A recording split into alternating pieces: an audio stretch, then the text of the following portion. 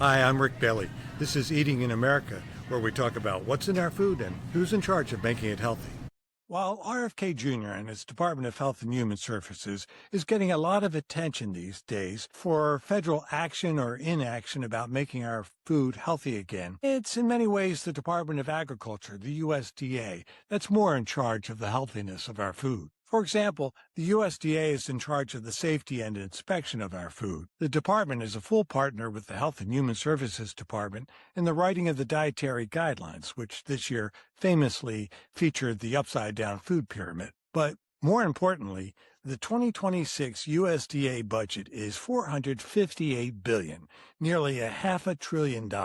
Most of that money flows to agriculture through consumers who receive food assistance like SNAP in order to put food on their table so they won't go hungry. Folks being able to put food on their table and not go hungry is certainly a big factor in health. But also, how SNAP and the other programs allow that money to be spent in the stores is a big influence on the healthiness of the food that is produced. As Jerold Mande in our interview today points out, a lot of states are now beginning to put restrictions on SNAP dollars being used to buy unhealthy products like Coca-Cola. However, a lot of money flows through the USDA to directly support agriculture. And whether that money goes to support the production of fruits and vegetables in the American diet, which are in short supply, which it mostly doesn't, or whether that money goes to produce corn for ethanol, feed for cattle and pigs, ingredients for ultra-processed food, which are the places that most of the money does go to, makes a tremendous amount of difference in the food environment in the United States. Well, perhaps no one knows more about these issues and how the USDA handles them than our guest today on Eating in America, Jerold Mande. What this administration has done in that food and nutrition area is first, they've been remarkable on the diet and health part of it. Today on Eating in America, Jerold Mande and the USDA.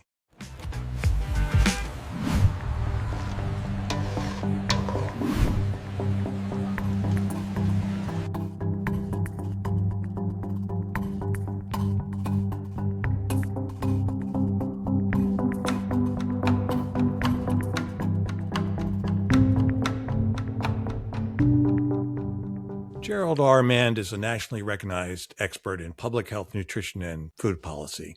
He's an adjunct professor of nutrition at the Harvard Chan School of Public Health and CEO of Nourish Science, an NGO dedicated to greatly increasing nutrition research, putting bite and muscle, my words, into the FDA's regulation of food ingredients and additives, including the regulation of ultra-processed food and modernizing SNAP food assistance. This is all towards the overarching Nourish Science mission to change the federal nutrition goal to, quote, ensuring every child reaches age 18 at a healthy weight and in good metabolic health. Mande has served 3 presidents in senior policy-making positions at USDA, FDA, and OSHA. He has shaped nutrition, food safety, and tobacco control programs. He led the Nutrition Facts label design team at FDA for George H.W. Bush. And last, but really first, but not least, Mande started his career with Al Gore in Congress, helping Gore write America's organ donation laws. Jerry Mande, it is such a pleasure and honor to have you on Eating in America. Well, Rick, thanks for having me.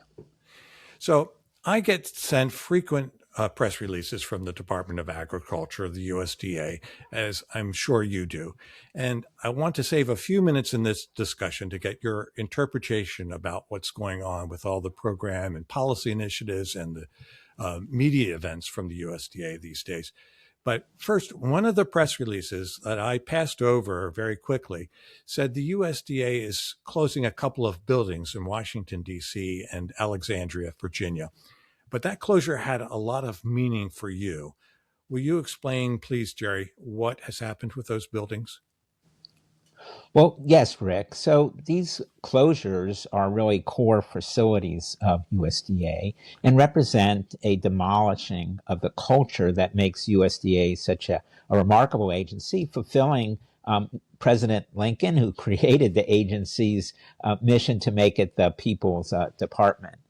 So those names you mentioned, Braddock, you didn't mention the actual name. You said they took 2 facilities, but the one in Alexandria is called Braddock Place, and that's the home of the Food and Nutrition Service. So that's the agency within USDA that manages 80% of its budget, feeds 1 in 4 Americans each year, and houses programs Americans know by SNAP, the food stamp program, school meals program, WIMP and infant children, or WIG.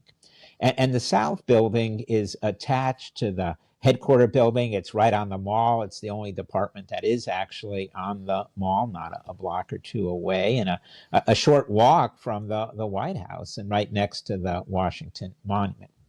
The South Building is attached to the main building, and actually the South Building should be the main building because it's many times larger. But the facing building on the mall is called the Whitten Building. It's a beautiful building. It's small, just by comparison of the large building behind, the South Building.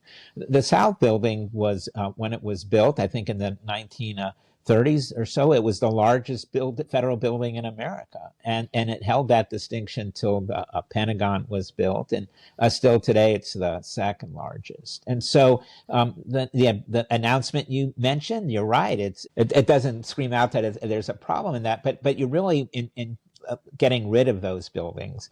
And what they're doing in getting rid of those buildings is moving those programs somewhere else. And if you want, I can explain what that really means, because it is something that at first glance, you're like, well, what does this mean?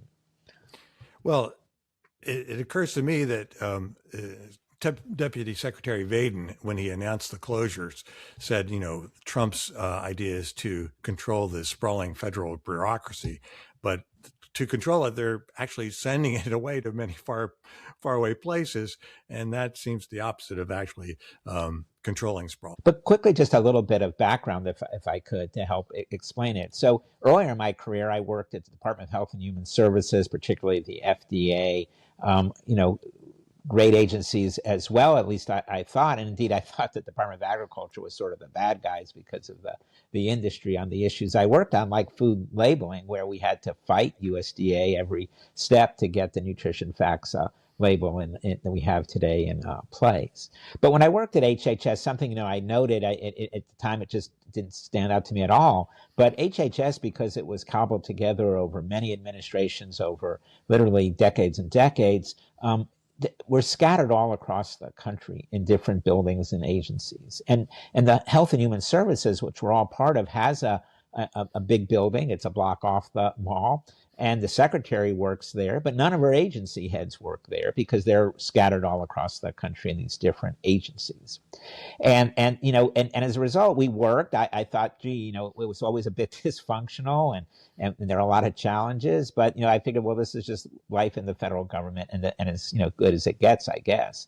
But then in the Obama administration, I was invited to join the Department of Agriculture. And it was just this remarkable, eye-opening experience that, wow, this agency operates so much better than anything I've ever experienced before. And it was because of the culture created by the proximity of all of the staff. And so Secretary Vilsack, the secretary then, and all of his undersecretaries, which are the equivalent of these HHS agency heads, were literally on the same hallway in the Whitten building, and all of their staff were right behind them in this big, large South building.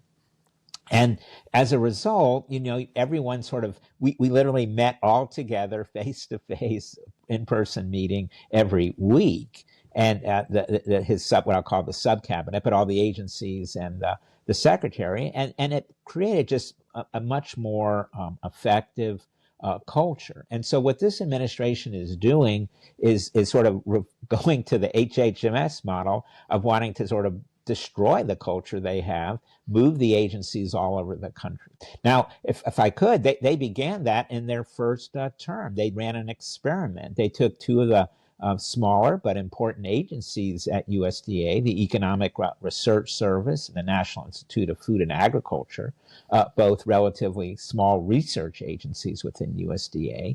So they decided they're going to move those to Kansas City, and they did, and it had the desired effect. That people quit. People didn't pick up and move to Kansas City, and so they really destroyed the sort of the elite agencies those were, and the Biden administration tried to build them back, but they still haven't been as strong and as effective as they had been in the past. And they took that, the Trump administration people took that lesson to heart. And so because they learned that, we can do that. If you try to just get rid of an agency altogether, well, that's up to Congress to do. And then people go to court and they lost those. But they said, gee, we can actually just tell an agency they have to relocate somewhere else within our authority. Now, if we have to figure out how to do this. If it's a big expense, then Congress needs to be involved. But if we can do it within our budget and move an agency, it seems to be a legal thing we can do, and it's going to have the net effect of destroying that agency, essentially. I think so two-thirds of the Economic Research Service almost just declined to move to Kansas City, as nice as Kansas City might be. Yeah, no, they have their families, their careers, their lives, to pick them up. And so this time the administration came back to, and said, again, it's a Trump administration again, but 4 years wiser and learning from their first time. And they said, well, here's something we can do. We can, actually just move agencies different. So they'll explain it that, gee, the agencies need to be closer to the people, and that what are they doing in Washington? But you have to say, if it's not broke, why'd you fix it? And so you have this extraordinary agency with really a remarkable culture that literally Abraham Lincoln put in place, that's operated at that elite level for 150 plus years. And they now came armed with a blueprint of how do we demolish that. And that's what they've embarked on. And that's what these closures represent. Thank you. Thank you for that insight and that perspective. And that contrast between the two agencies couldn't make things clearer. So thanks. So the other thing I wanted to look at a little bit is what's going on with the programs. And this is my perception. I'm a recent subscriber to the press releases from the USDA. I see a lot of program initiatives. I see big program initiatives, $38 billion in conservation initiatives, $12 billion in this, and $11 billion in that, and smaller ones too. And then lots of media events. What's going on? Am I incorrect in getting the sense that the USDA is making a push to shore up farm and ranch support in this somewhat chaotic environment for the country? Well, they are trying to support our farmers, our ranchers, and should, right? We rely on only 2% of the population to feed us all, and so it's a very important thing to do. But they're actually good on the food and nutrition issues, particularly the diet quality issues that I've devoted my career to. And so food and nutrition, broadly, I'll divide it into 3 buckets, all equally important. Food justice, which has to do with making sure Americans who are poor have the support and food that they need, but also that the workers in the system are taken care of. There's also a diet quality, which is my issue, that makes sure that the food we eat, we thrive, and certainly doesn't make us sick or cause chronic disease. And then, climate and sustainability. Agriculture plays a big role in that. Now, oddly for me, my whole career is devoted to the diet quality piece of it. All 3 buckets are sort of large areas, are equally important. They're just great issues, all of them. I strongly support work in all of them, and I just chose to work in diet and health. It's the one that most inspires and animates me, and all 3 are important. And what this administration has done in that food and nutrition area is, first, they've been remarkable on the diet and health part of it. Your listeners might know it by its name, either its acronym MAHA or Make America Healthy Again. And they're actually doing a great job on that, particularly SNAP, which is something that I oversaw. When I was there for 6 years, we were trying to make changes, or at least test some changes in pilots about how a SNAP could be used better as a lever with big food to improve diet quality. We couldn't get a single state pilot started. They now have 22, which is just remarkable. And almost half that 22 states no longer sells soda to SNAP recipients, which I think is a great idea. But on the food justice side and on the sustainability, climate, they're really breaking those things, and that's not their priority, and they're doing a poor job on those. So for me, it's challenging. There are some areas where they're doing a really great job. The dietary guidelines they put out, sort of in a microcosm, both things. They've set some kind of things that just don't follow the science and seem to be heading down paths about eating more red meat, and that really is fine. People can eat red meat, but we don't need to eat more of it. In fact, people should eat less of it. But then at the same time, they've said people shouldn't be eating ultra-processed foods, which is something that's great that actually a second Biden administration probably wouldn't have said. So it's a very unpredictable time to understand it, and it's something we're all trying to still figure out. Okay, well, thank you so much, Jerry Mann, for your perspective on the direction of the USDA these days, and both, the favorable things that are happening and things that are still perhaps lacking in their direction. And I wish we could talk forever, because there's there's a wealth of knowledge there, and some great ideas. And what's the website for folks who want to learn more about your effort with Nourish Science, please? Sure, it's at nourishscience.org. One word, nourishscience.org. And great. And Rick, thank you for having me. I enjoyed this, and if you invite me back, I promise to come. All right, I will do that. Well, thanks so much.